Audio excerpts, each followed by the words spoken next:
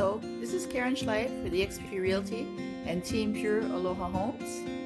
When you're buying a property, you need to know what's going on and what you're getting into. So today we're going to talk about CPRs.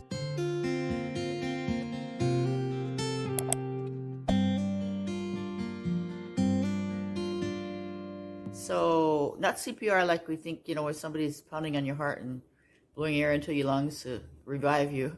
But this is a CPR as related to real estate, and it stands for Condominium Property Regime. So when we think of a condominium, we think of a high-rise, a vertical building, maybe in Waikiki, and people own individual units, and also a part of the common elements would be like the lobby or the parking lot, if there's a pool, the mailboxes, things like that. Okay, and so, but the reason we're talking about that today is because here in Hawaii and in Oahu especially, we have a lot of single-family homes that are built as a CPR.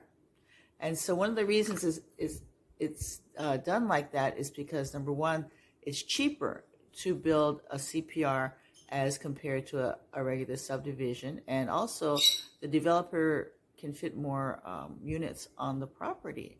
So the thing is, though, is that just like a regular condominium, there's common elements that belong to all of the owners, and those common elements have to be maintained. So like the parking lot, if there's a pool, if there's mailboxes, whatever it is, the landscaping, a lot of times the landscaping goes from the sidewalk to so many feet from your house, and then that's where the association maintains it. So that needs to be paid for. So there's usually monthly maintenance fees, just like if you're a regular condominium owner. So that's one consideration. But the cool part is that because it's cheaper for the developer to build, then a lot of times it's also cheaper on the front end, on the purchase price. So that makes it easier, especially here in Hawaii. That's what people can afford. And it's actually really nice too, because the grounds are usually very well maintained. Okay, so when you're looking at a CPR, well, you gotta know what you're looking for. Okay, so you're looking at houses. A lot of times they're all mixed in between the regular subdivision houses and the condominiums. So I'm just going to show you a couple ways that you can tell the difference. Okay, one of the ways is through the TMK number. Okay, that's the tax map key. So when you get your listing, there's a tax map key. Okay, you look at the last four numbers right here. If they're all zeros, that means it's a regular house and a regular subdivision. It's not a CPR.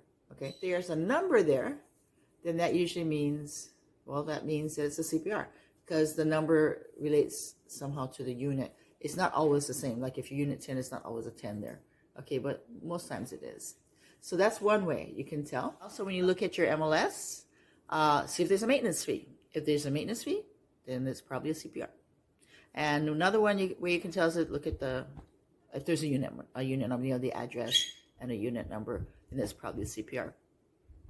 So that's it about CPRs and single family homes. Now you know what to look for.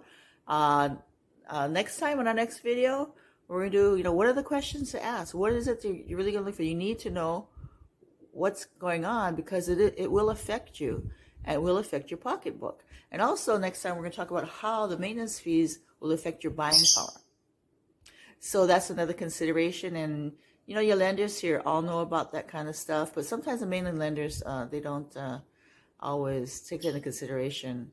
But here, all the lenders that I use, they give you clear numbers. So if you're looking to buy, sell, invest, if you have any real estate questions, please feel free to contact me.